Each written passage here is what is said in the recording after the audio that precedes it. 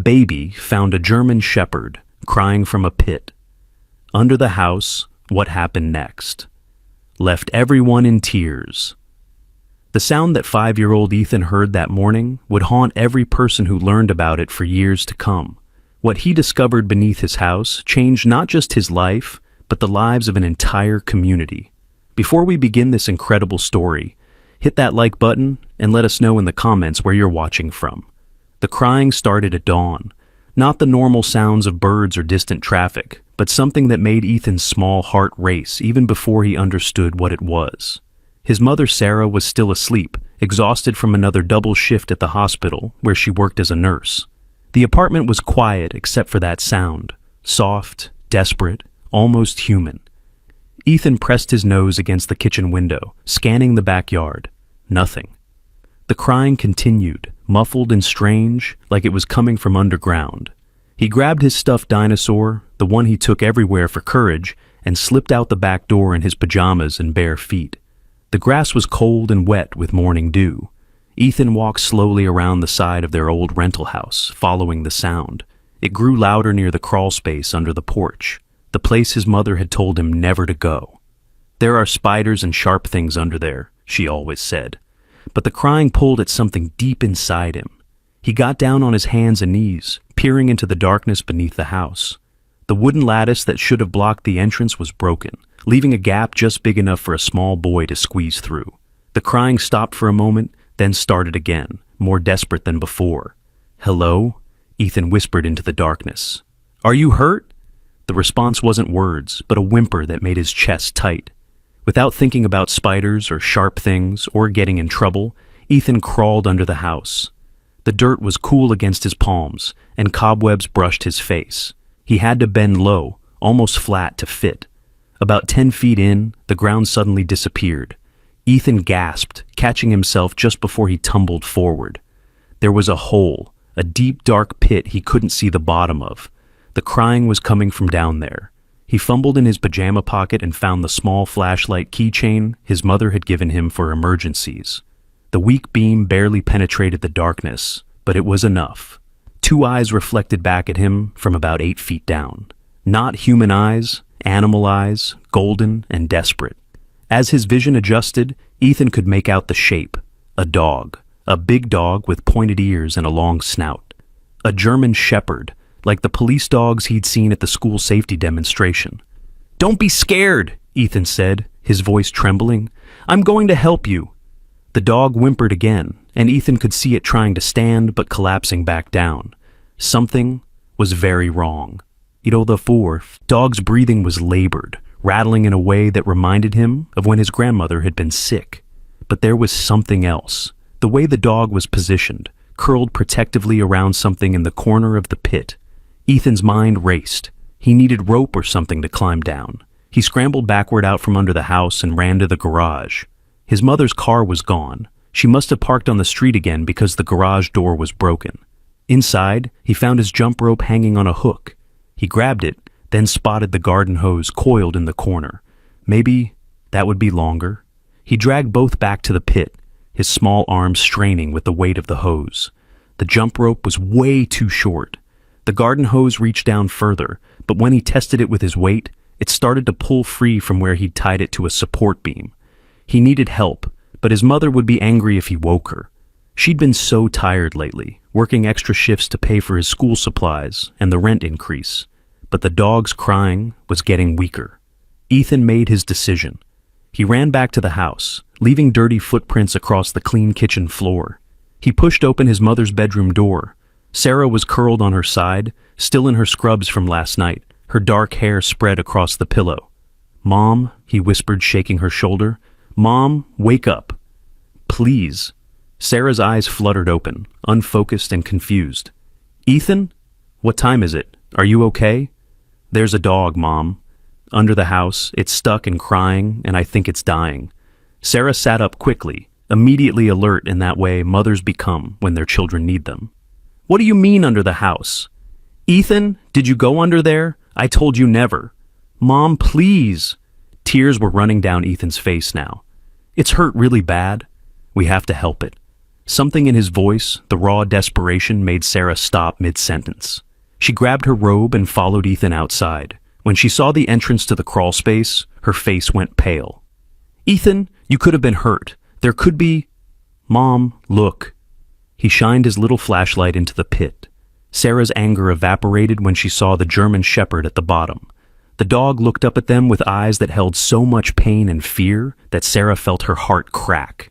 Around the dog's neck was a collar, and even from up here, she could see the tags glinting in the flashlight beam. "Oh my God," Sarah breathed. "How long has it been down there?" The dog tried to move toward their voices, but cried out in pain and collapsed again. That's when Sarah saw what the dog was protecting. A small movement in the corner, something the dog's body was shielding. "Ethan, go get Mr. Frank from next door. Tell him we need his help. Tell him it's an emergency." Ethan ran faster than he'd ever run before, his bare feet slapping against the sidewalk.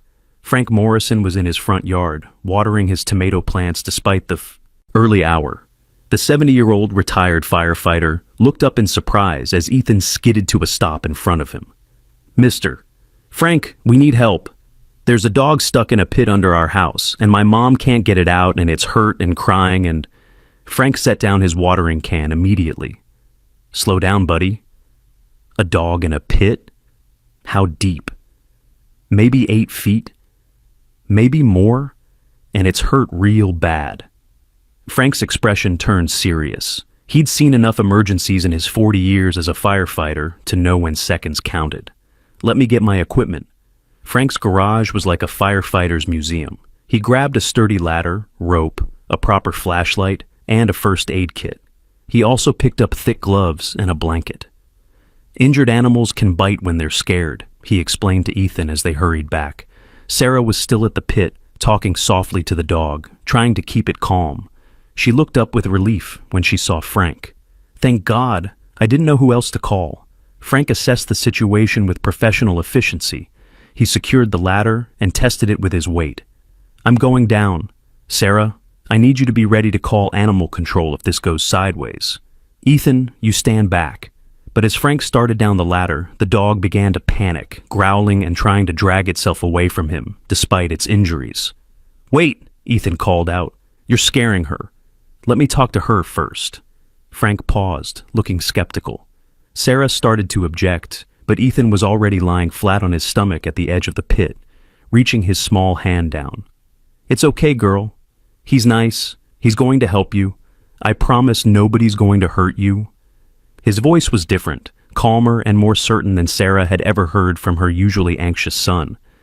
"I know you're protecting something. We'll protect it too. I promise." The dog's growling stopped.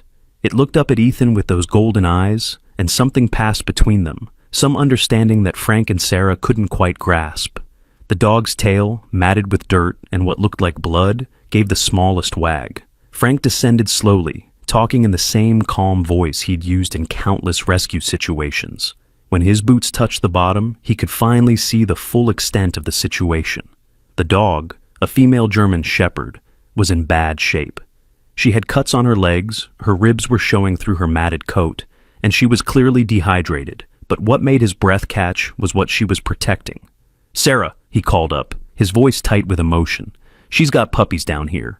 Newborns can't be more than a few days old." Ethan made a sound that was half gasp, half sob. "Puppies? Are they okay?" Frank knelt carefully beside the exhausted mother dog. She watched him with wary eyes but didn't growl. 3 tiny puppies were nestled against her belly, so small they looked more like hamsters than dogs. One was moving normally, one was barely moving, and the third, 2 seem okay, but one's not looking good, Frank said quietly. "We need to get them all out of here now." The mother dog, Luna, according to the tags Frank could now read, was too weak to stand. When Frank tried to lift her, she cried out in pain, but immediately turned to look at her puppies, her message clear: save them first. "Ethan," Frank called up, "I'm going to hand you the puppies. Can you be very careful and very brave?" "Yes," Ethan said without hesitation. Frank gently picked up the first puppy, so tiny it fit in his palm. Luna watched with desperate eyes as he handed it up to Ethan, who cradled it against his chest like the most precious thing in the world. The second puppy followed, the third, the weak one. Frank wrapped in a corner of the blanket before passing it up. "Sarah, keep them warm, close to your body if you can." Sarah tucked the puppies inside her robe, feeling their tiny bodies against her skin. The weak one wasn't moving much, and she felt a familiar dread. The same feeling she got at the hospital when a patient was crashing. Now came the hard part. Luna couldn't climb the ladder, and she was too injured to be carried up easily. Frank fashioned a makeshift sling from the blanket and rope, but when he tried to move Luna into it, they discovered why she was in such pain. Her back leg was clearly broken, and there were deep gashes on her belly that looked infected. "We need more help," Frank said. "This is beyond what we can handle safely." But Ethan had climbed back down to the edge of the pit. "Luna," he said softly, "I know it hurts, but your babies need you up here. They need their mama. Can you be brave for them?" Luna's ears perked up at his voice. She looked at Ethan, then up toward where her puppies had disappeared. With what seemed like superhuman or super canine effort, she struggled to her feet, holding her broken leg off the ground. "That's it," Ethan encouraged. "Just a little bit more. Your babies are waiting." Frank, amazed at what he was witnessing, quickly adjusted the sling. With Ethan's voice guiding her and the promise of her puppies above, Luna allowed Frank to secure her in the blanket. It took both Frank pushing from below and Sarah pulling from above, but finally, Luna was lifted out of the pit. The moment she was on solid ground, despite her injuries, Luna crawled toward the sound of her puppy's tiny cries. Sarah had laid them on the blanket, and Luna collapsed beside them, her tail wagging weakly as she counted them with her nose, making sure all three were there. That's when they got their first good look at her in daylight, and what they saw made Sarah gasp. These weren't just injuries from falling into a pit. Luna had older wounds, scars across her muzzle, marks around her neck like she'd been chained too tightly for too long, and what looked like bite marks on her ears. "This dog's been through hell," Frank said grimly. "These injuries, some are fresh, but some are weeks old, maybe older." Ethan was sitting beside Luna, his small hand gently stroking her head. "Someone hurt you," he said quietly. "Someone was really mean to you. But you got away, didn't you? You got away to save your babies." Luna's tail thumped once against the ground, and she licked Ethan's hand. Sarah pulled out her phone. "We need to get her to a vet immediately." She started to dial, then stopped. It was 6:30 in the morning. No vet would be open, and emergency veterinary care. She'd looked into it once when Ethan had wanted a pet. It could cost thousands of dollars, money she absolutely didn't have. Frank saw her hesitation. "Doc Maria over at Riverside Animal Clinic. She's a friend, let me call her." While Frank made the call, Sarah examined the puppies more closely. Two seemed stable, making small sounds and moving their tiny paws, but the third one, the smallest, was barely breathing. Its tiny chest rose and fell so slightly she had to look closely to see it. "Mom," Ethan said, his voice small and scared. "The little one's dying, isn't it?" Sarah wanted to lie, to protect him from this harsh reality. But something about this morning, about what they'd witnessed, demanded honesty. "It's very sick, sweetheart. Sometimes when puppies are born in bad conditions, when their mama is sick or hurt." "No." Ethan picked up the tiny puppy, holding it against his chest. "You're not going to die. You hear me? Your mama fought too hard for you. You have to fight too." Luna, despite her exhaustion, lifted her head and whined, reaching toward the puppy in Ethan's hands. He carefully placed it back beside her, and she immediately began licking it vigorously, stimulating it the way mother dogs do to encourage their babies to breathe and move. Frank returned, his face hopeful. "Maria will meet us at her clinic in 20 minutes. She says to bring them all immediately." Sarah's stomach clenched. "Frank, I need to be honest.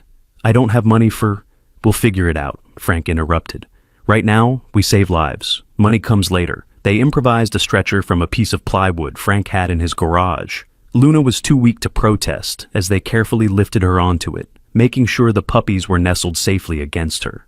The journey to Frank's truck was slow and careful. Several neighbors had come out to see what the commotion was about, and word spread quickly about the rescue. "Is that the dog that's been crying at night?" Mrs. Chen from 2 houses down asked. "I thought I was imagining it." "How long has she been down there?" Mr. Rodriguez added, looking stricken. "I walk my dog past your house every day. How did I not know?" The questions followed them as Frank and Sarah loaded Luna into the truck bed, which Frank had quickly lined with blankets. Ethan insisted on riding in the back with Luna, refusing to leave her side.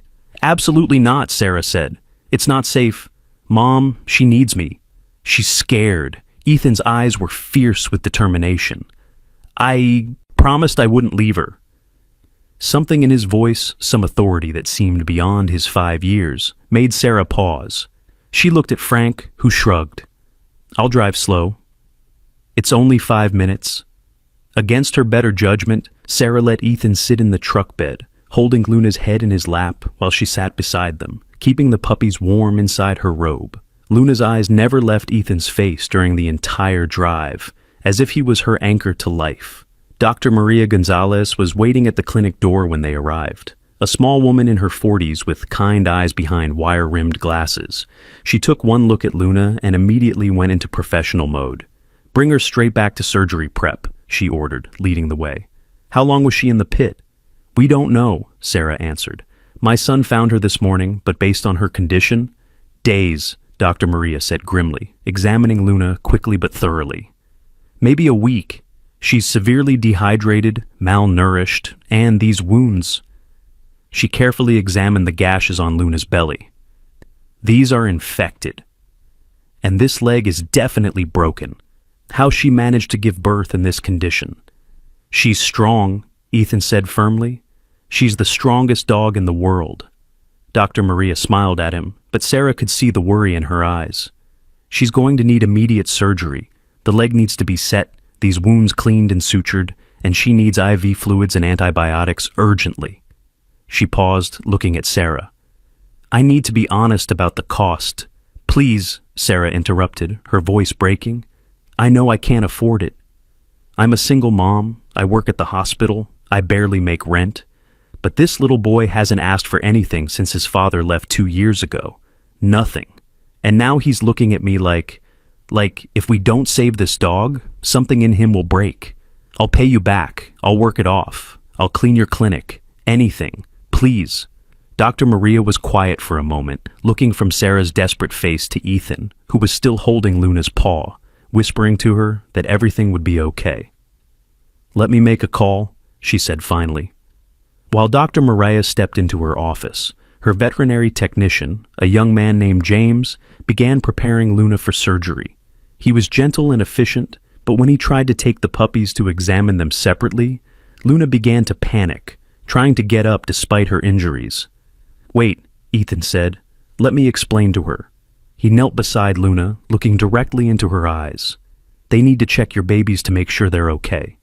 Just like they're checking you. I'll go with them. I won't let anything bad happen, I promise." Luna looked at him for a long moment, then slowly relaxed, allowing James to pick up the puppies. Ethan followed James to the examination table, watching as each puppy was weighed and checked. "This one's a fighter," James said about the first puppy, a male. "Good weight for the circumstances, strong. Heartbeat. The second, a female, was also relatively healthy. But the third, the tiny one Ethan had been so worried about, was in critical condition. He's not getting enough oxygen, James explained gently to Ethan. Sometimes when puppies are born under stress, their lungs don't develop properly.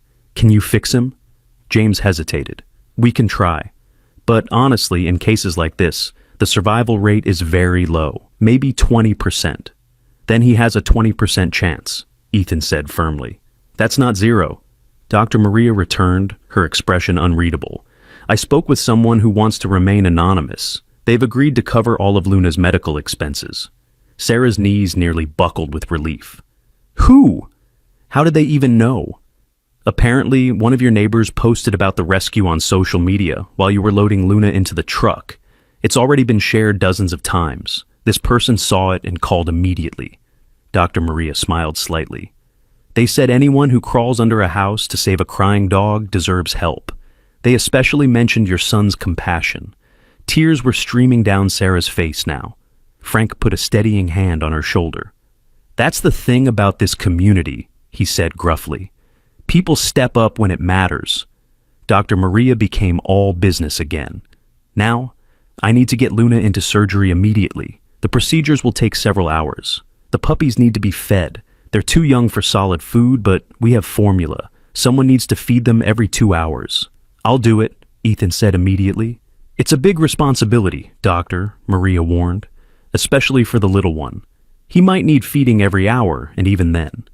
I'll do it, Ethan repeated. Luna trusts me with her babies. I won't let her down. Sarah watched her son, seeing something she'd never noticed before, a strength and certainty that seemed to come from somewhere deep inside him.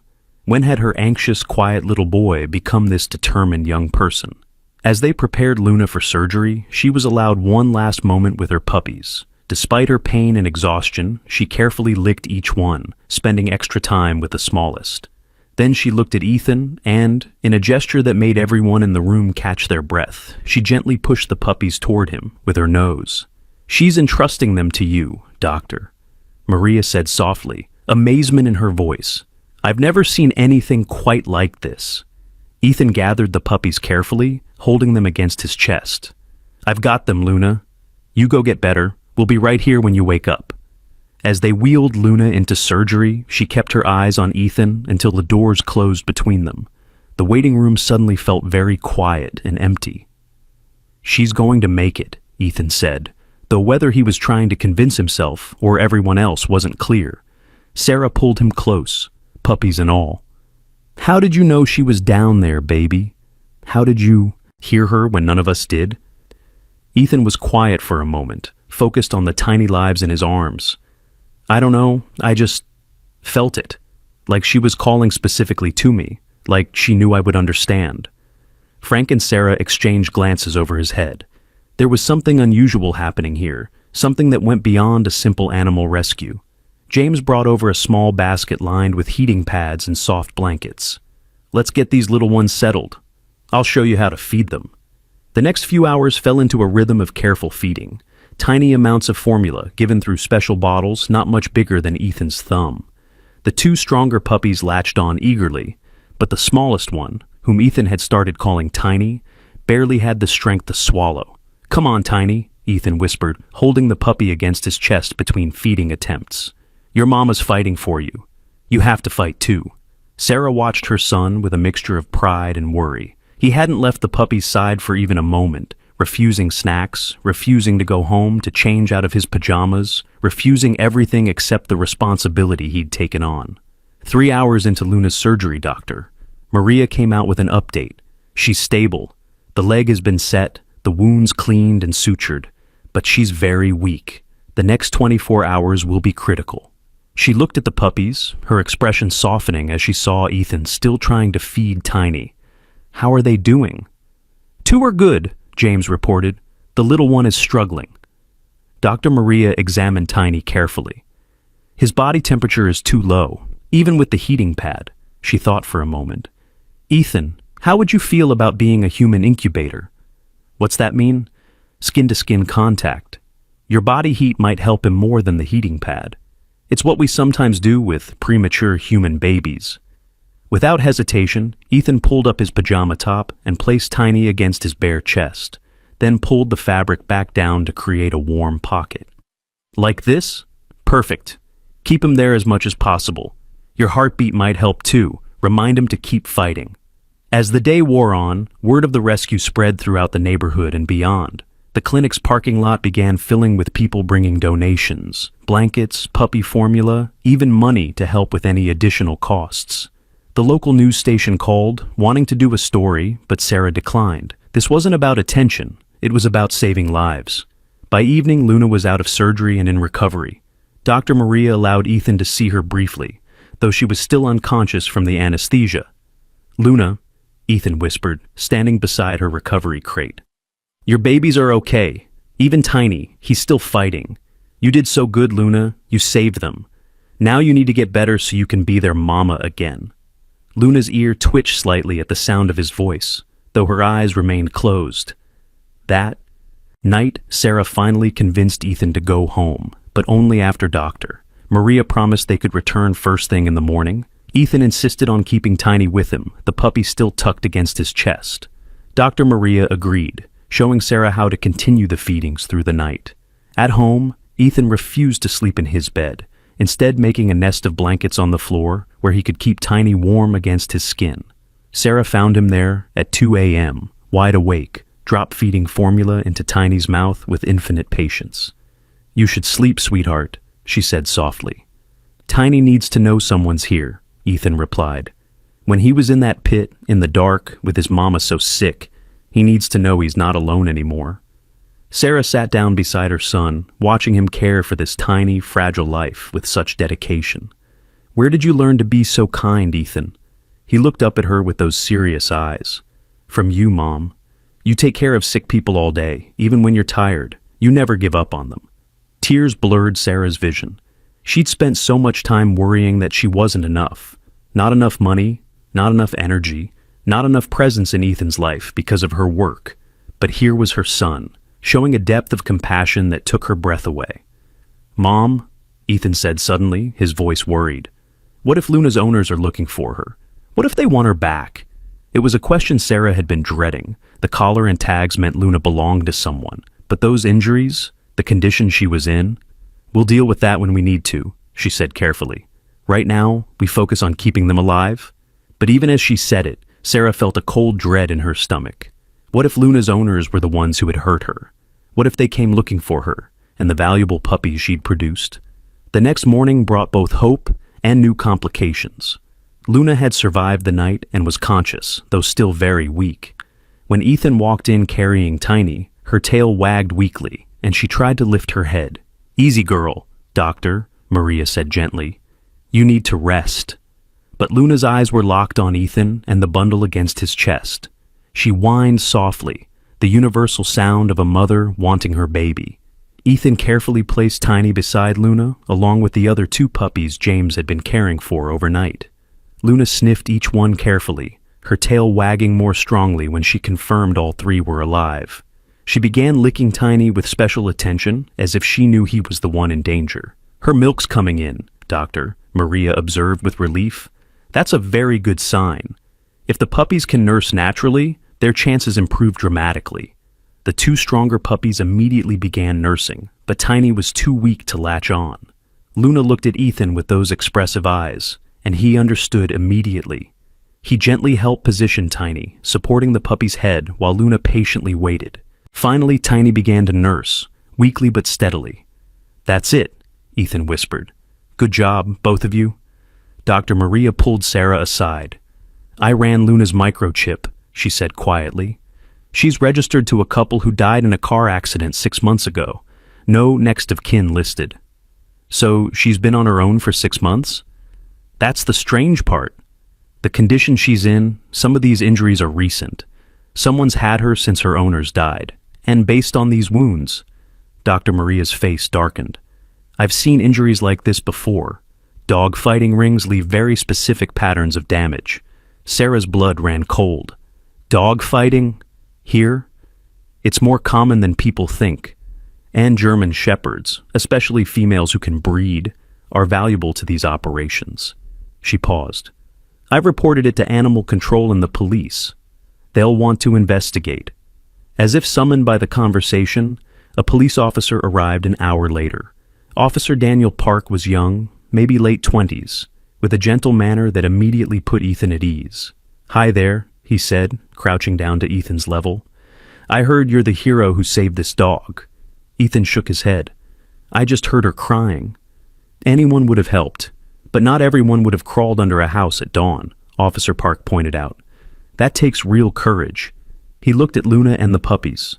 "Dr. Maria tells me she might have escaped from a fighting ring. Did you notice anything unusual when you found her? Any evidence in the pit?" Ethan thought carefully. There was something weird. The dirt at the bottom, some of it had blood that was old, not from Luna, and there were scratch marks on the walls, like more than one animal had been trapped there before. Officer Park and Sarah exchanged alarmed looks. "You think someone's been using that pit to dump dogs?" "I don't know," Ethan said slowly. "But Luna didn't just fall in. There were drag marks in the dirt under the house, like someone pulled her there. Maybe she escaped from somewhere and crawled under our house to hide, then fell in because she was hurt and couldn't see in the dark." Officer Park took notes. "We'll need to investigate the pit and the surrounding area. "Mrs. Wilson, has anyone suspicious been around your neighborhood lately?" Sarah started to say no, then stopped. "Actually, there's been a van. Dark blue, no windows in the back. It drives slowly through the neighborhood late at night. I thought maybe it was someone doing deliveries, but can you remember any identifying features? License plate?" "No plate I could see, but there was a dent in the back door. And the driver, I only saw him once. Big guy, beard, always wearing a baseball cap." Officer Park's expression grew more serious. "That matches a description we've been tracking. There have been reports of missing dogs in this area, especially larger breeds." He looked at Luna. "She might have been stolen from somewhere after her owners died, then used in fights. When she got pregnant, she became more valuable alive than as a bait dog." "Bait dog?" Ethan asked.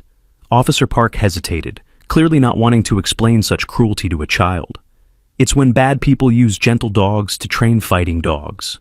But Luna escaped before they could hurt her puppies. Ethan's face went pale, then red with anger, an emotion Sarah had rarely seen in her gentle son. "They tortured her? On purpose?"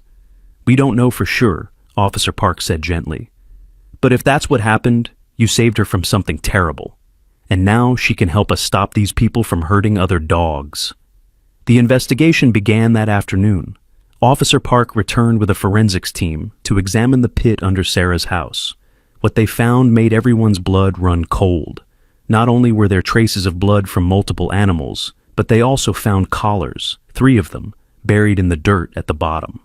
"This has been going on for months," Officer Park told Sarah grimly while Ethan was inside the clinic with Luna. "We think injured dogs were dumped here to die. Luna's the first one to survive long enough to be found." Sarah felt sick. "We've been living above a graveyard? I'm sorry. We'll need to expand the investigation, canvass the neighborhood, see if anyone's noticed suspicious activity." He paused. "Mrs. Wilson, I need to be honest. If these people realize Luna survived and she's here, they might come looking, not just for her, but for the puppies. Purebred German Shepherd puppies from fighting bloodlines can sell for thousands on the black market." The weight of his words settled over Sarah like a heavy blanket. "Are you saying we're in danger?" "I'm saying you need to be careful. Keep your doors locked, be aware of your surroundings, and if you see that van again, call immediately." That evening, as Sarah and Ethan sat with Luna and her puppies, the smallest one took a turn for the worse. Tiny's breathing became labored, and he stopped nursing. His tiny body was cold, despite being pressed against Luna's warm belly. "No, no, no," Ethan whispered, scooping Tiny up and holding him against his chest again. "Come on, Tiny. Don't give up now." Dr. Maria examined the puppy with gentle hands. "His lungs are filling with fluid. It happens sometimes with premature puppies." She looked at Ethan's desperate face. "We can try oxygen therapy, but—" "Do it," Sarah said immediately. "Whatever you can try, do it." They set up a makeshift oxygen tent, using a small box and tubing. Tiny was placed inside, his tiny chest working hard for each breath. Ethan sat beside the box, his hand pressed against the plastic, talking constantly to the puppy. "Your mama fought off bad people to save you," he whispered. "She fell in a pit and stayed alive for days just to keep you safe. You're named Tiny, but you're the strongest puppy in the world. You have to be." Luna watched from her recovery crate, whining softly. Despite Dr. Maria's protests, Ethan moved the oxygen box closer so Luna could see her baby. The mother dog stretched her nose toward the box, whimpering. "She wants to help him," Ethan said suddenly. "Can she—" Dr. Maria hesitated. Moving her could damage her surgical sites. "Please," Ethan begged. "She knows something's wrong. She needs to be with him. Against her better judgment, doctor." Maria helped carefully move Luna closer to the oxygen box. The moment she was near enough, Luna began licking the plastic, trying to reach her puppy. Her whines became more urgent, almost like she was calling to him. "Let her," Ethan said. "Open the box for just a second." Dr. Maria looked uncertain, but something in Ethan's voice made her comply. She opened a small gap in the box, just enough for Luna to stick her nose in. Immediately, Luna began licking Tiny vigorously, stimulating him the way mother dogs do with struggling newborns. She licked and nuzzled and made soft, encouraging sounds. And then, miraculously, Tiny gasped, a real deep breath. then another. His color began to improve slightly. "I'll be damned, Doctor," Maria whispered. "Keep going, Luna." For 20 minutes, Luna stimulated her puppy while staying partially in the oxygen tent with him. Slowly, impossibly, Tiny began to stabilize. His breathing became less labored. He even made a tiny squeak of protest when Luna's tongue knocked him over. "You did it!" Ethan breathed, tears streaming down his face. "You saved him, Luna." But their relief was short-lived. That night, as Sarah and Ethan were preparing to leave the clinic, Frank called Sarah's cell phone. "Don't come home," he said urgently. "There's a van parked outside your house. Blue, no windows, just like you described. 2 men have been sitting in it for an hour." Sarah's blood went cold. "Are you sure? I'm watching them right now from my window. They keep looking at your house. One of them got out and walked around your yard, looking in windows." "Call Officer Park," Sarah said, her voice shaking. "We'll stay here." Dr. Maria, overhearing the conversation, immediately offered her office. "You can sleep here tonight. There's a couch, and you'll be close to Luna and the puppies." Officer Park arrived at the clinic within minutes. "The van was gone by the time units arrived at your house," he reported, "but we found footprints around your windows and back door. Someone was definitely casing the place." "They're looking for Luna," Ethan said with certainty. "They want her puppies." Officer Park nodded grimly. "We're increasing patrols in your neighborhood, but I don't think it's safe for you to go home right now. Do you have somewhere else you can stay?" Sarah thought of their limited options. No family nearby, few friends because she worked so much. "We'll figure something out." "Actually," Dr. Maria interjected, "I have an idea. My brother owns a small farm about 40 minutes from here. He and his wife travel frequently, and they need a house sitter. It's isolated, secure, and has plenty of room for Luna and the puppies to recover. You could stay there until this situation is resolved." It seemed too good to be true. "Why would you do this for us?" Sarah asked. Dr. Maria smiled. "Because in 30 years of veterinary practice, I've never seen a bond like the one between your son and this dog, and because Luna deserves a chance to raise her puppies in peace after everything she's been through." The next morning, they made the move. Dr. Maria's brother's farm was beautiful, 20 acres of rolling hills with a cozy 2-bedroom house, a barn, and secure fencing all around. Luna was transported carefully in a special crate, the puppies nestled against her. She was still weak but alert, her eyes constantly checking on Ethan. "This is perfect," Sarah breathed, looking around. The isolation that might normally make her nervous now felt like safety.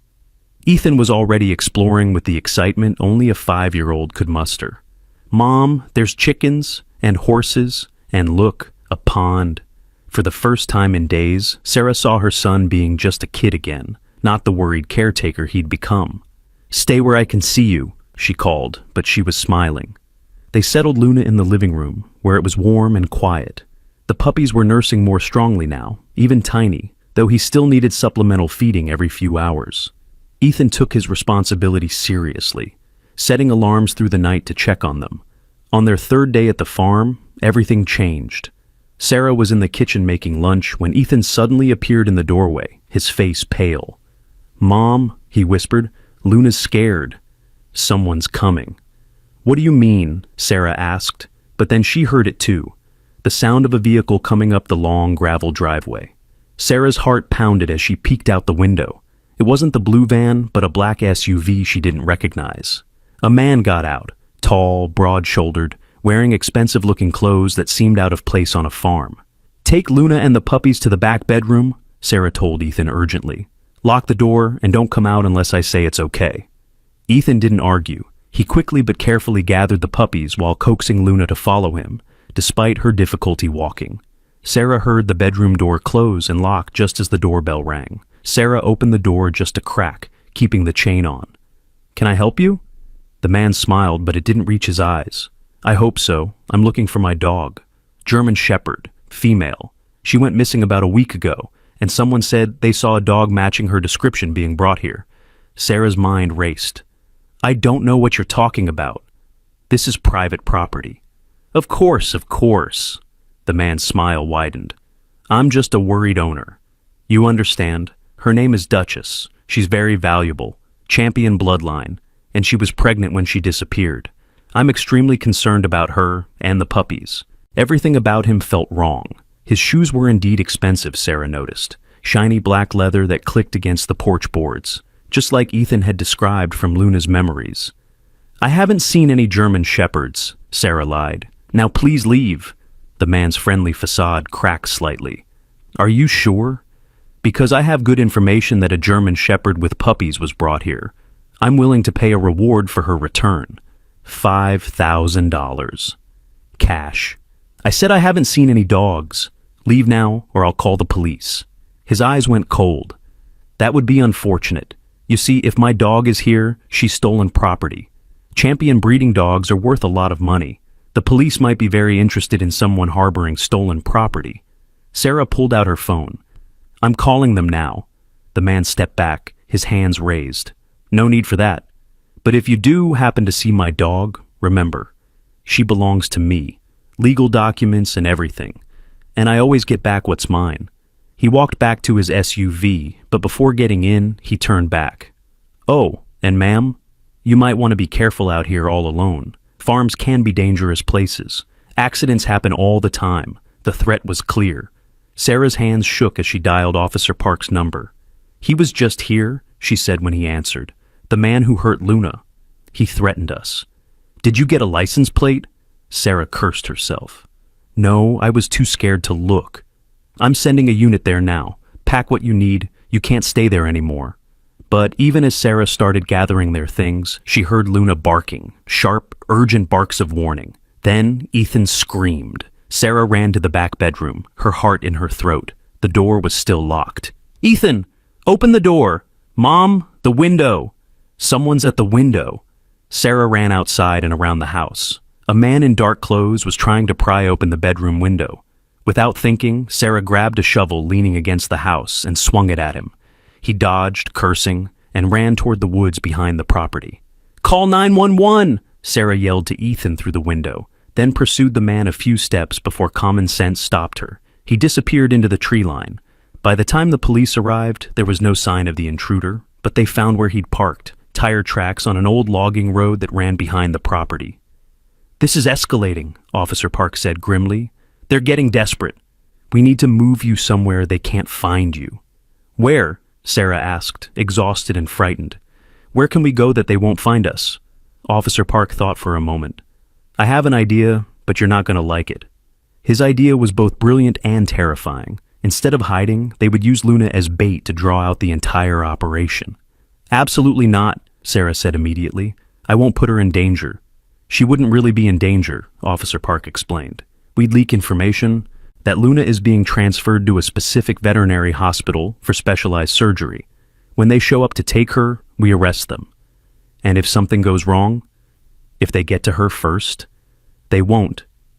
We'll have officers everywhere. Luna will be in a secure room with multiple guards. These people are bold, but they're not stupid enough to assault a veterinary hospital full of witnesses and security cameras. Sarah looked at Ethan, who was sitting with Luna, the puppy sleeping peacefully against her belly. What do you think, sweetheart? Ethan was quiet for a long moment, his hand gently stroking Luna's ear. Then he looked up with those serious eyes that seemed too old for his face. Luna says she's tired of running, he said quietly. She wants her puppies to be safe forever, not just for now. If this will stop the bad men.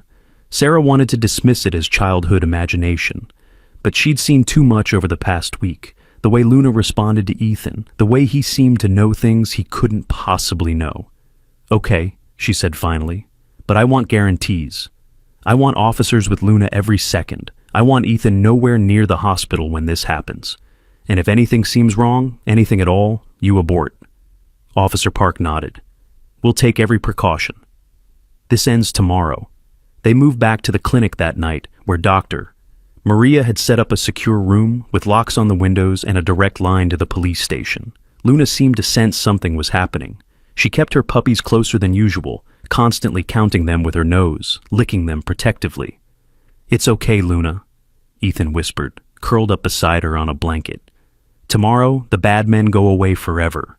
Then you and your babies will be safe. Luna looked at him with those intelligent eyes and did something that made everyone in the room gasp. She lifted her paw and placed it on Ethan's hand, like she was making a promise. The plan was set for the next afternoon. Information was leaked through carefully chosen channels that Luna would be transferred to the specialty hospital at 3 p.m. for surgery on her broken leg. The story was that complications had developed requiring a specialist. Sarah and Ethan would be at the police station during the operation, safely away from any danger. But as they prepared to leave the clinic that morning, Ethan suddenly grabbed his stomach. "I don't feel good," he said, and then promptly threw up. Sarah felt his forehead, burning hot. "Oh, sweetheart, you're really sick." Dr. Maria examined him quickly. "It's probably just stress and exhaustion catching up with him. He needs rest." "We can't go to the station," Sarah said to Officer Park on the phone. "Ethan's sick." "Stay at the clinic then. We'll have officers there too. Just keep away from the windows and stay in the back rooms." As the afternoon approached, the tension in the clinic was palpable. Even the other animals seemed to sense it. Dogs in the kennels were restless, cats were hiding. Luna was the most agitated, pacing despite her injuries, constantly checking on her puppies. At 2:45, Officer Park called. "We have movement. The blue van just passed the hospital. They're checking the area." At 2:50, "Black SUV arrived. It's the man from the farm." At 2:55, "They're meeting in the parking lot. We can see 3 men total." At 3 o'clock, "They're moving toward the hospital. All units ready." But then, at 3:02, everything went wrong. "They're not going in." Officer Park's voice was urgent. "They're driving away.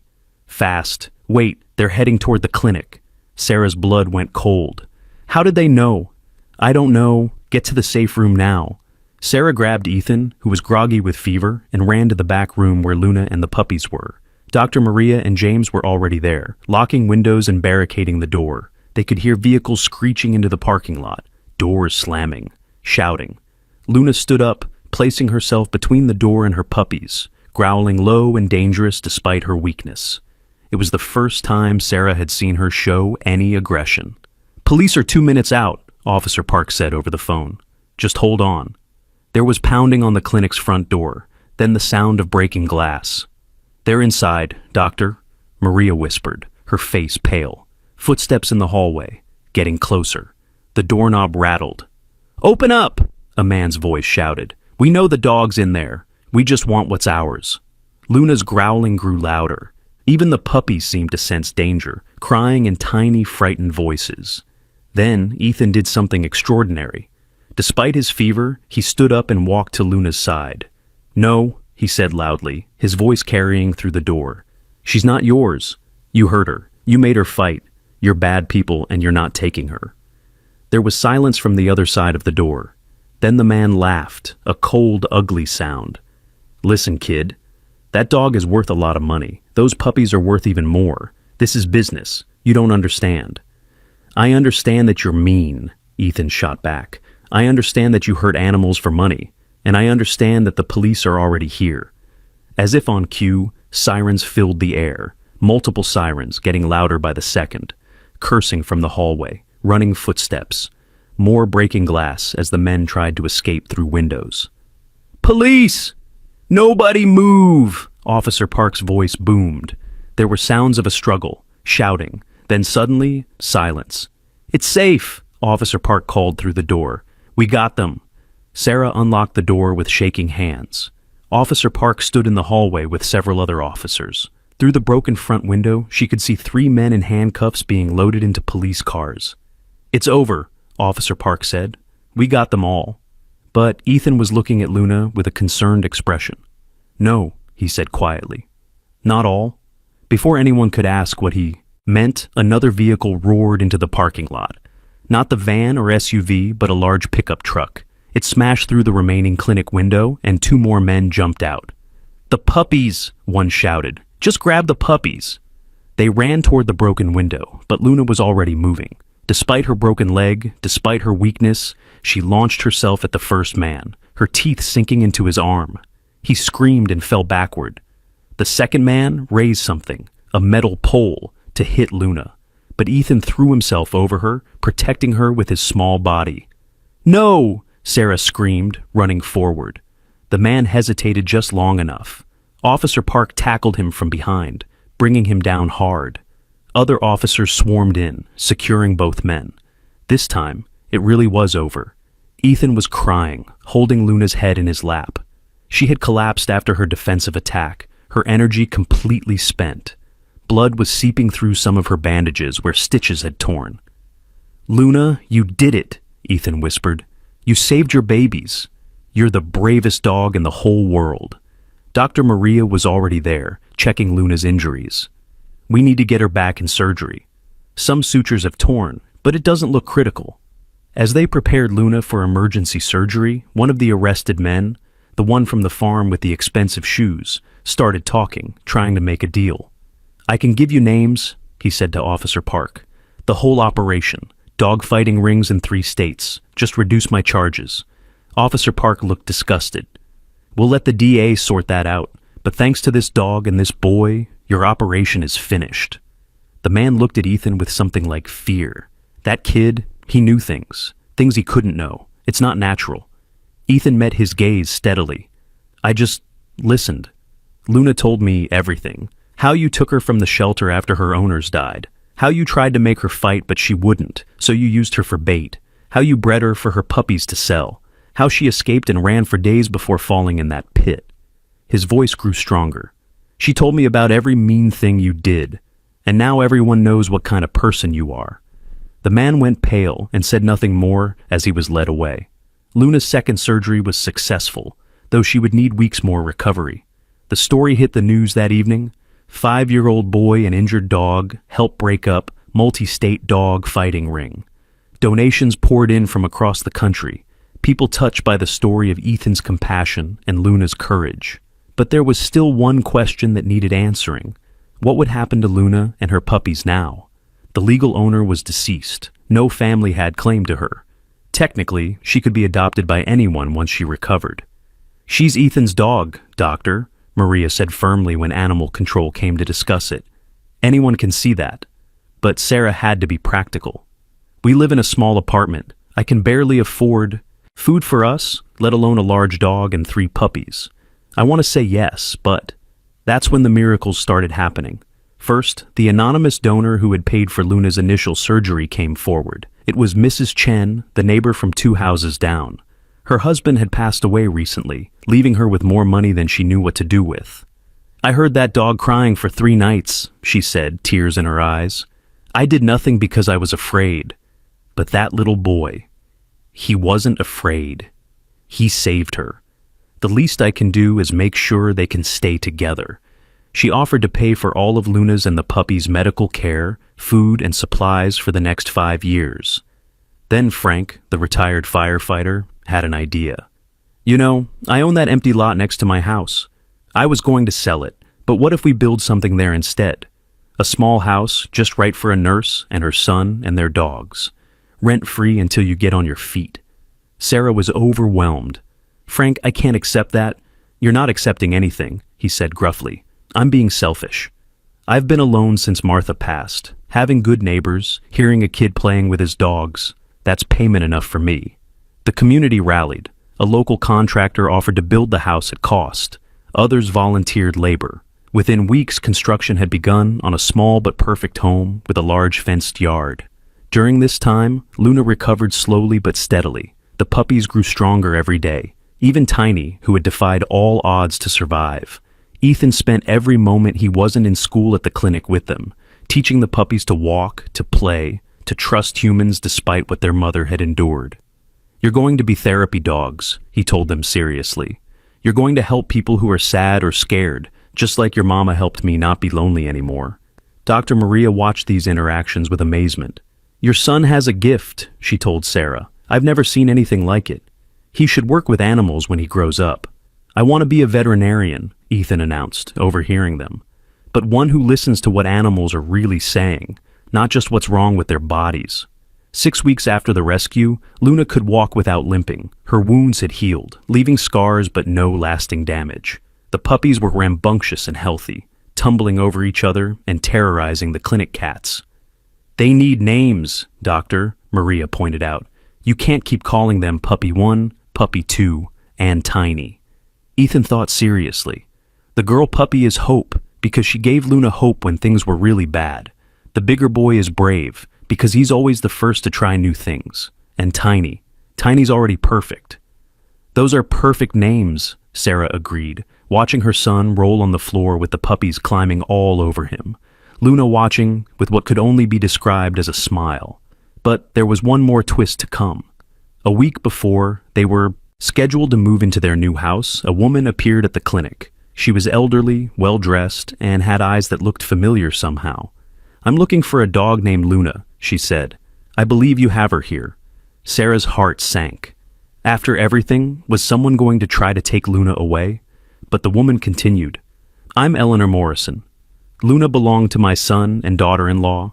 They died in a car accident 6 months ago." "I'm so sorry for your loss, Doctor," Maria said carefully.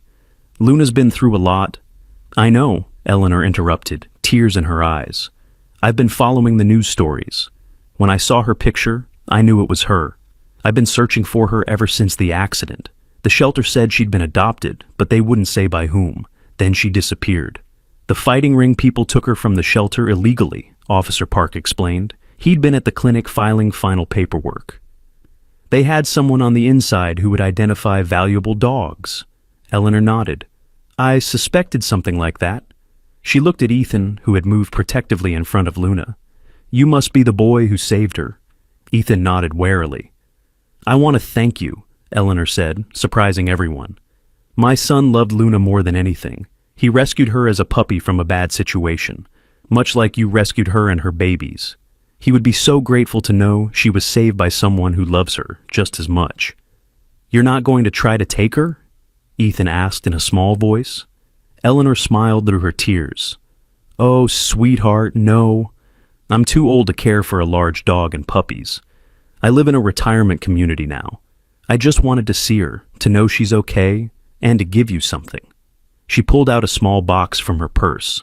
Inside was a collar, leather, well-worn, with a brass nameplate that read, "Luna Forever Loved."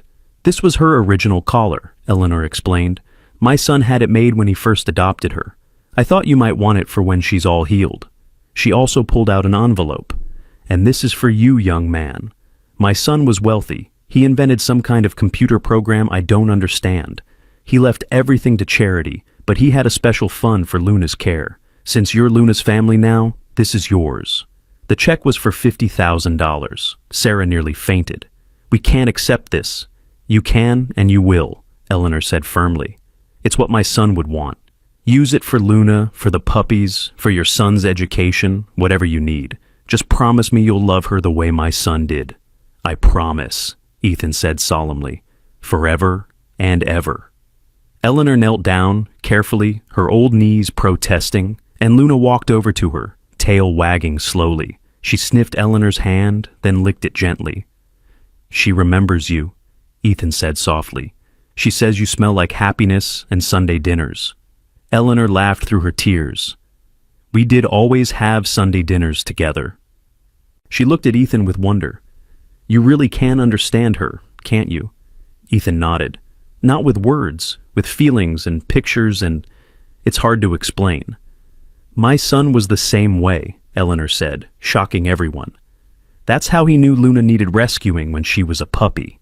He said he could feel her calling to him from the shelter. She stood with difficulty, Frank helping her up.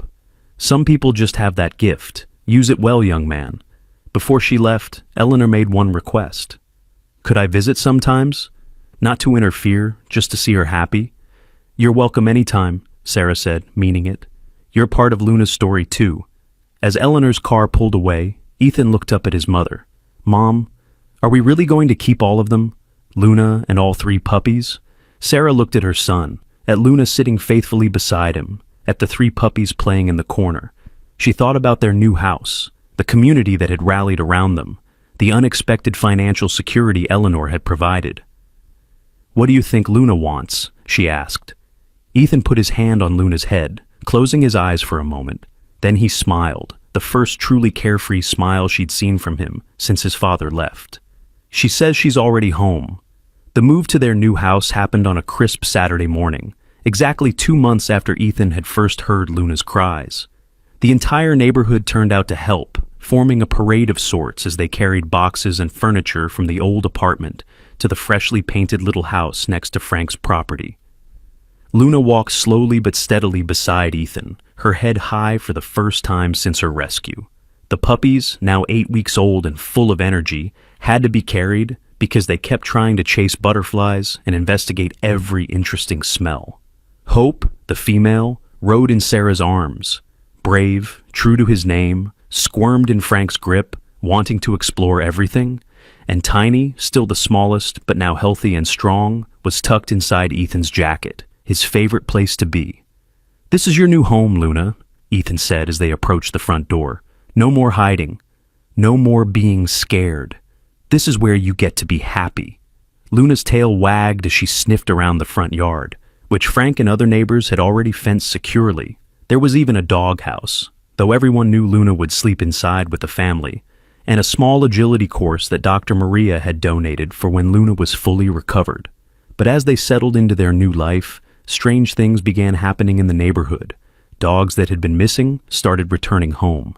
Not just 1 or 2, but 7 dogs over the course of a week, all showing signs of having been held captive. Each one was malnourished, scared, and bore the telltale marks of fighting rings.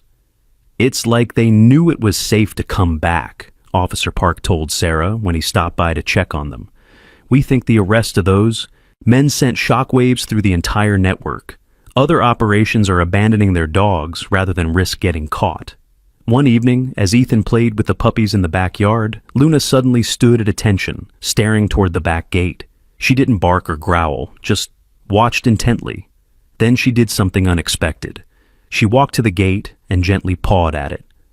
"Mom, Luna wants us to open the gate," Ethan called. Sarah hesitated. "I don't know if that's safe," but Ethan was already at the gate, his hand on the latch. "Someone needs help," he said with that certainty that Sarah had learned to trust. When he opened the gate, a pitiful sight greeted them. A small beagle, so thin every bone showed, cowered in the alley. One of its eyes was swollen shut, and it held one paw up, unable to put weight on it. Luna approached the terrified dog slowly, making soft, reassuring sounds. She lay down a few feet away, making herself non-threatening. The beagle watched her for a long moment, then crawled forward until it was pressed against Luna's side. "She's telling him it's safe," Ethan whispered. "She's saying she understands because it happened to her too." Sarah called Dr. Maria, who arrived within minutes. As she examined the beagle, she found a tattoo inside its ear, a fighter's mark, just like the one they'd found on Luna. "This is from the same operation," she said grimly. "This dog knows Luna." Over the next few days, the beagle, whom Ethan named Courage, recovered at their house. Luna took on a maternal role, cleaning his wounds with her tongue, sharing her food, and letting him sleep pressed against her warm body. The puppies accepted him immediately, treating him like a small, funny-looking sibling. "Luna's becoming a therapy dog without any training, Doctor," Maria observed. "She's helping other traumatized dogs heal." This gave Sarah an idea. What if that's what we're supposed to do? What if our house becomes a way station for dogs like Luna? A place where they can heal before finding forever homes? Ethan's eyes lit up. Like a hospital, but for scared dogs. "We have the space," Frank added, having overheard from his yard. "And between all of us, we have the resources." That's how the Luna Foundation was born. It wasn't official at first, just neighbors helping traumatized dogs. But word spread. Soon they were getting calls from all over the state about dogs rescued from fighting rings who needed specialized care. Not just medical, but emotional. Luna seemed to understand her role perfectly. Each new dog that arrived was greeted by her calm presence. She would lie near them, not pushing, just being there. Somehow she communicated to them that this was a safe place. And Ethan, with his unique gift, could tell the humans what each dog needed. "This one's scared of men with boots," he'd say. Or, "She's afraid of the dark because that's when the bad things happened." Or, "He's not mean, he just doesn't know how to play." Because no one ever taught him. 3 months into their new life, they faced their biggest challenge yet. A massive dog fighting ring was busted 3 states away, the one that the man with expensive shoes had given information about. 47 dogs were rescued, all in terrible condition. The authorities were overwhelmed, Most shelters couldn't handle dogs with such severe trauma. Officer Park called Sarah. "I know this is a lot to ask, but could you take some of them? Even temporarily? You and Ethan seem to have a magic touch with these cases." Sarah looked at Ethan, who was already nodding eagerly. "How many?" she asked. "As many as you can handle." They took 12. Frank cleared out his garage for extra space. Mrs. Chen hired a veterinary assistant to help full-time. The contractor who'd built their house constructed emergency kennels. The entire neighborhood rallied. The dogs that arrived were in worse condition than Luna had been. Some were so traumatized they wouldn't eat. Others were aggressive out of fear. One, a massive mastiff, hadn't moved from the corner of his cage in 3 days. "Let me try," Ethan said, approaching the mastiff's kennel. "Absolutely not," Sarah said. "He's too dangerous." But Luna was already at the kennel door, lying down in her now familiar calming position. The mastiff looked at her with eyes that held no hope, no trust, nothing but pain. Ethan sat beside Luna. "His name was Thunder before the bad people took him," he said quietly. "He had a little girl who loved him. She used to dress him up in tutus, and he'd let her because he loved her back. He thinks she forgot about him." Sarah's eyes filled with tears. "How long has he been gone?" 2 years, Ethan said. "He was stolen from a backyard." Officer Park overheard this. "If you're right, we might be able to find his family. We have databases of stolen dogs." It took 3 days of searching, but they found her. Emma Martinez, now 7 years old, had never stopped looking for her Thunder. Her parents had pictures of her with the dog all over their social media, along with desperate posts about their missing pet. When the Martinez family arrived, Emma ran straight to the kennels, calling, "Thunder! Thunder!"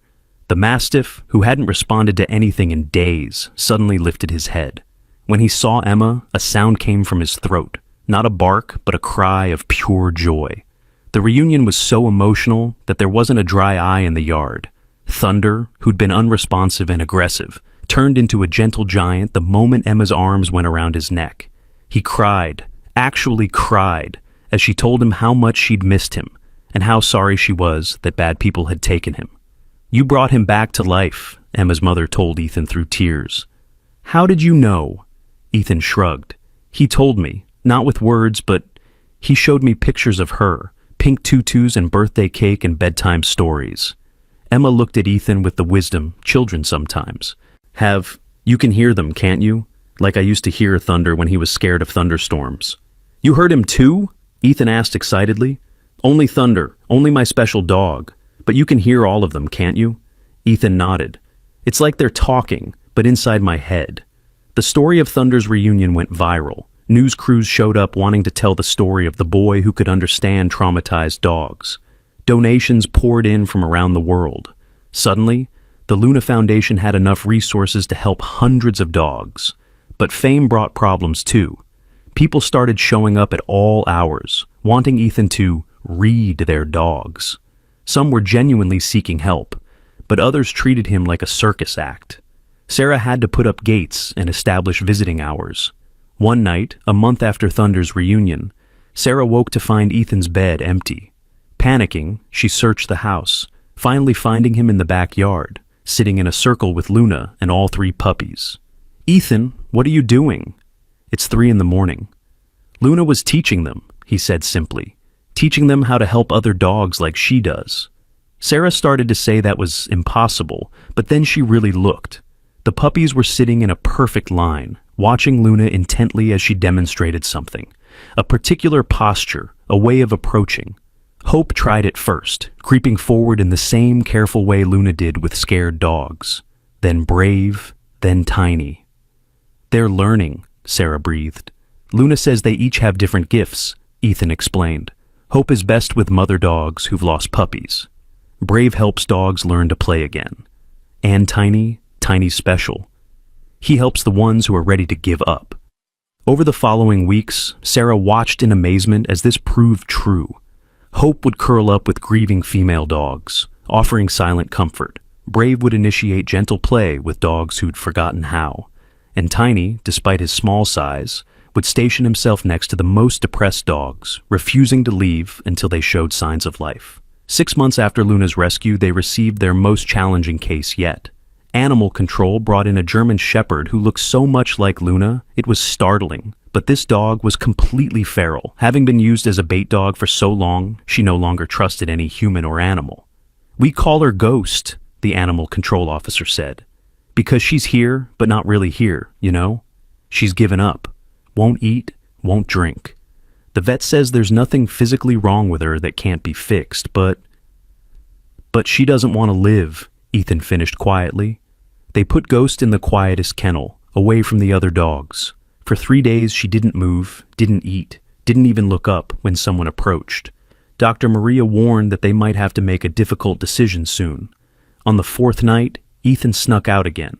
This time, Sarah followed quietly, watching from the shadows. Ethan didn't go into Ghost's kennel. Instead, he sat outside it with Tiny. "I know you can hear me," Ethan said to Ghost. "And I know you understand that Tiny was like you once. He almost died when he was born. Everyone said he wouldn't make it, but he did, because his mama loved him and wouldn't give up on him." Ghost's ear twitched, the first movement she'd made in days. "Luna was hurt like you too," Ethan continued. "Bad people made her fight and hurt her when she wouldn't. But she got away and had her puppies, and now she helps other dogs. You could help too. You could show other dogs that even when the worst things happen, you can still be okay." Ghost lifted her head slightly, looking at Ethan for the first time. "I know you're tired," Ethan said, tears running down his face. "I know it would be easier to just go to sleep and not wake up. But there's a family out there waiting for you. Not your old family. They're gone. But a new family who will love you and never let anyone hurt you again." Tiny squeezed through the kennel bars, something he'd never done before. Sarah started to intervene, but something stopped her. The tiny puppy walked right up to Ghost and lay down against her side, just as Luna had done with Courage months ago. Ghost looked at Tiny for a long moment. Then, slowly, she lowered her head and licked him once. "That's it," Ethan whispered. "That's the first step." It took weeks, but Ghost slowly came back to life. Luna worked with her every day, showing her that humans could be trusted again.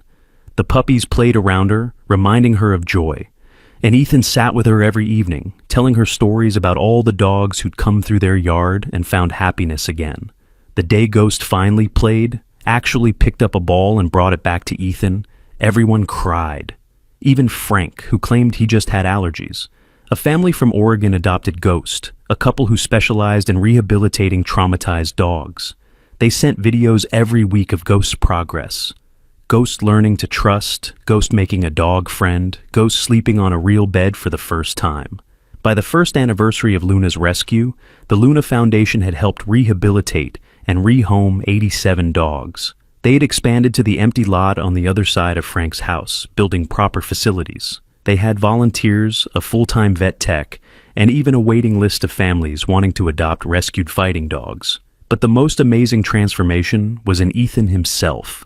The scared, lonely little boy who'd crawled under a house to save a crying dog had become a confident, compassionate child who wasn't afraid to stand up for what was right.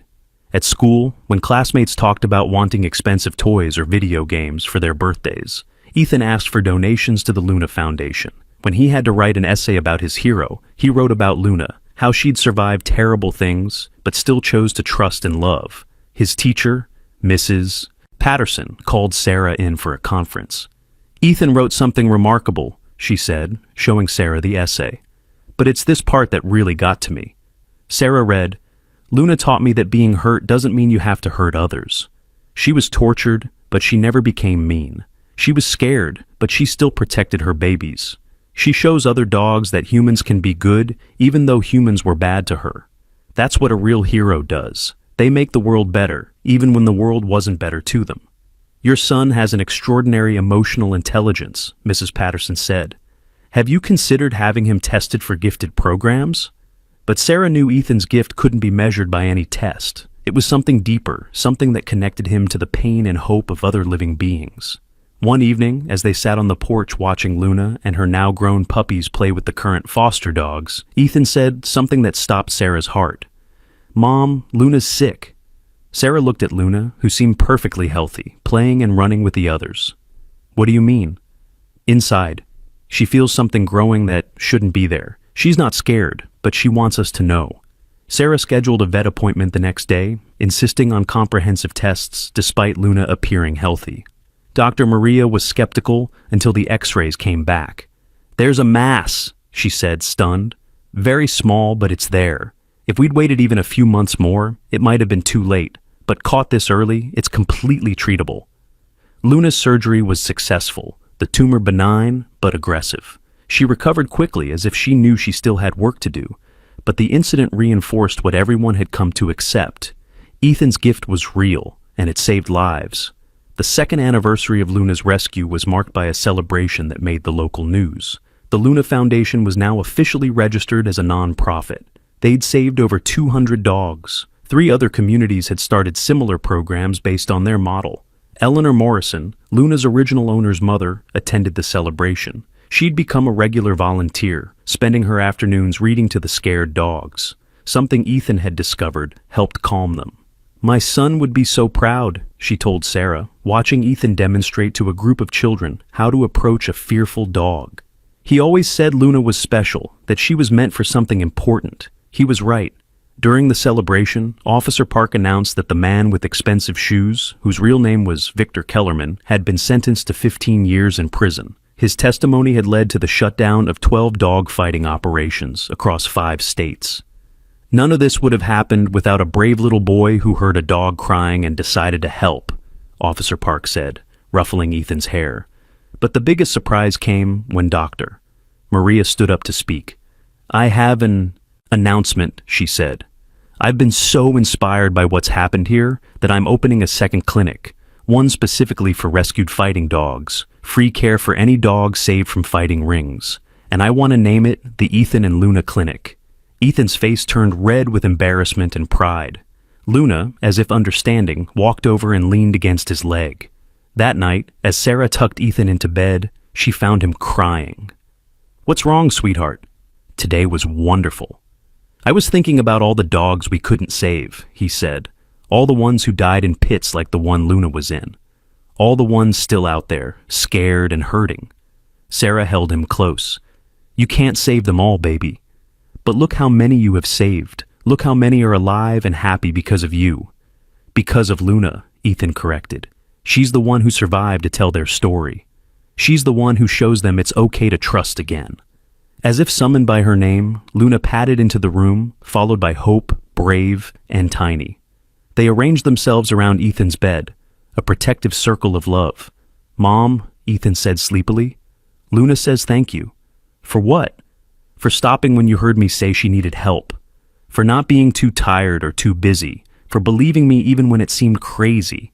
She says the moment when you decided to help changed everything." Sarah's eyes filled with tears. "Tell her she changed everything for us too." But Ethan was already asleep, one hand hanging off the bed to rest on Luna's head. 5 years passed. Ethan was 10 now, and the Luna Foundation had become a nationally recognized organization. They had helped over 1,000 dogs and inspired similar programs in 20 states. Ethan had spoken at veterinary conferences, animal welfare summits, and even testified before Congress about strengthening laws against dogfighting. Luna was getting older, her muzzle gray now, her movements slower, but she still greeted every new rescue dog with the same patient presence. Hope, Brave, and Tiny had all become certified therapy dogs, visiting hospitals and schools to help people the way their mother had helped other dogs. One autumn morning, Luna didn't get up for breakfast. Ethan found her in her favorite sunny spot in the living room, breathing but unresponsive. "She says it's time," Ethan told Sarah, his voice remarkably calm. They rushed Luna to Dr. Maria's clinic. Tests showed her organs were shutting down, not from illness, but from age. She'd lived a full life, years longer than most dogs who'd endured what she had. "She's not in pain, Doctor," Maria said gently, "but her body is tired." They brought Luna home for her last day. Every dog they'd ever helped seemed to know, and neighbors brought their former foster dogs to say goodbye. Ghost came all the way from Oregon with her family. Thunder arrived with Emma, now 12, and as devoted to him as ever. Each dog approached Luna quietly, touching noses with her, as if thanking her for showing them the way. Luna's tail wagged weakly for each one. That evening, as the sun set, the family gathered around Luna. Hope, brave, and tiny, lay pressed against their mother. Ethan held her head in his lap, stroking her ears the way he had that first day. "You did it, Luna," he whispered. "You saved them all. Every dog we helped, you saved. Every person who learned to love again because of their rescued dog, you saved them too." Luna's eyes, still that beautiful golden color, looked at Ethan with perfect peace. "She says she's not scared," Ethan told Sarah.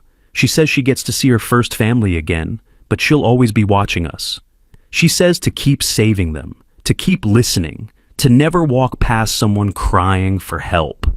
Luna's breathing grew softer. Her eyes never left Ethan's face. "She says thank you," Ethan whispered. "Thank you for stopping when you heard her cry.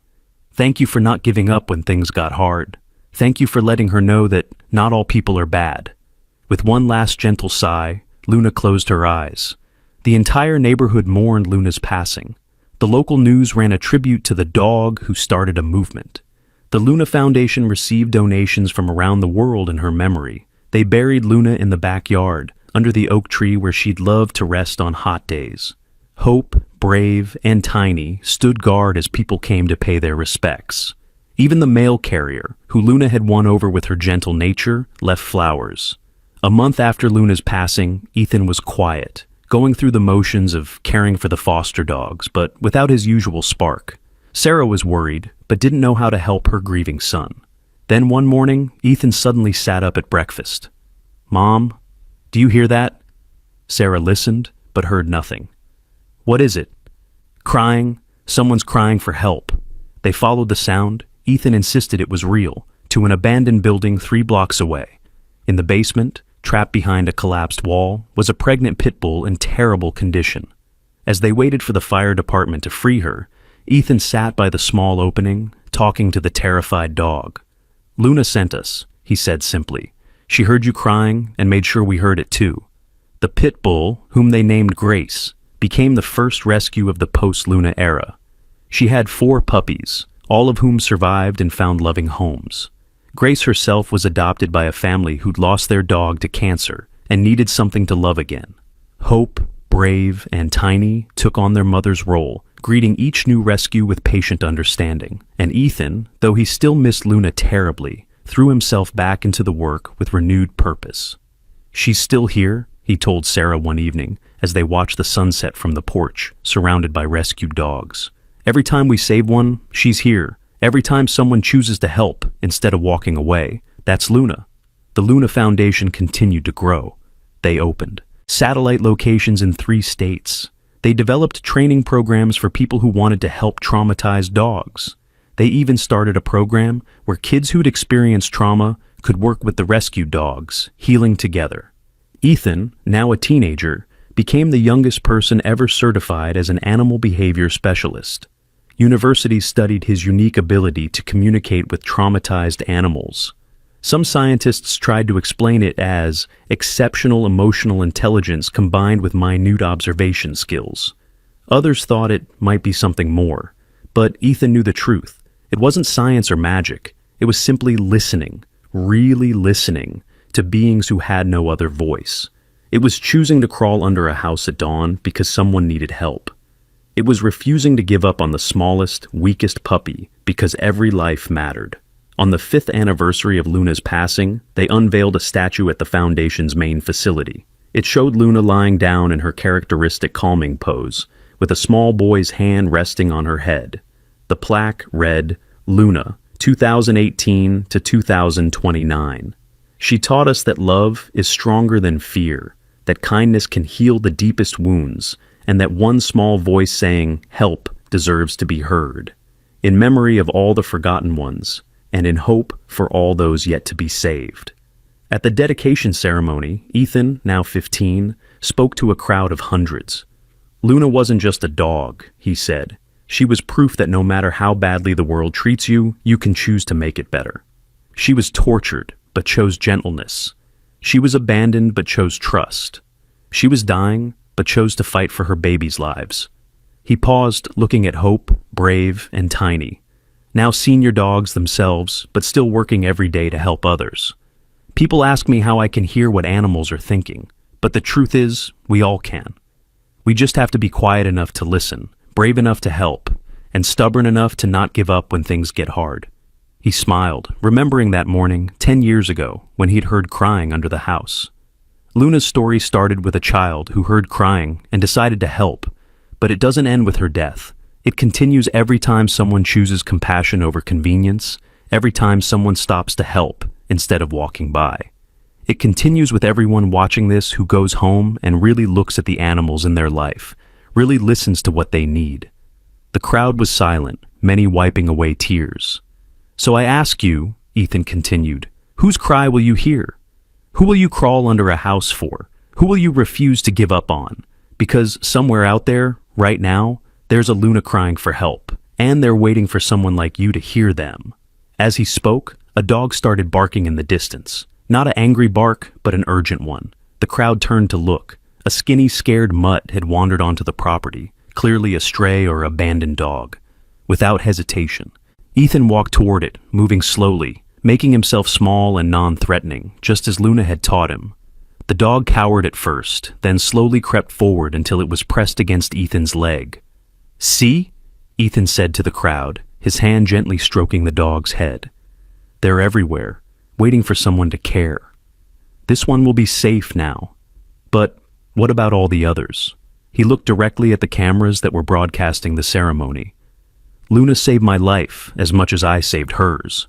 She gave a lonely, scared little boy a purpose. She showed me that the smallest acts of kindness can ripple out and change the world. She proved that love is the strongest force in the universe." The new dog, later named Echo because she was the echo of Luna's legacy, leaned into Ethan's touch, already beginning to trust. "So please," Ethan concluded, "don't let Luna's story just be something that makes you cry. Let it be something that makes you act. Volunteer at your local shelter. Report suspected abuse. Donate to rescue organizations. Or simply be the person who stops when you hear someone crying for help." He knelt down, hugging Echo as she trembled against him. Because every Luna out there deserves a chance. Every scared, hurt, abandoned soul deserves to know that someone cares. And maybe, just maybe, if enough of us listen, if enough of us help, we can create a world where no dog ever has to cry alone in a pit again. The crowd erupted in applause, but Ethan wasn't listening. He was focused on Echo, whispering the same words he'd said to Luna all those years ago. "It's okay. You're safe now. Nobody's going to hurt you ever again." As the sun set over the Luna Foundation, casting golden light over the rescued dogs playing in the yards, over the volunteers caring for new arrivals, over the families meeting their new pets for the first time, one thing was clear. Luna's story wasn't ending. It was just beginning. In every rescued dog, in every child who learned compassion, in every person who chose to help instead of looking away, Luna lived on. And somewhere, in a small apartment or a big house, in a city or a farm, another child was about to hear crying and make a choice that would change everything.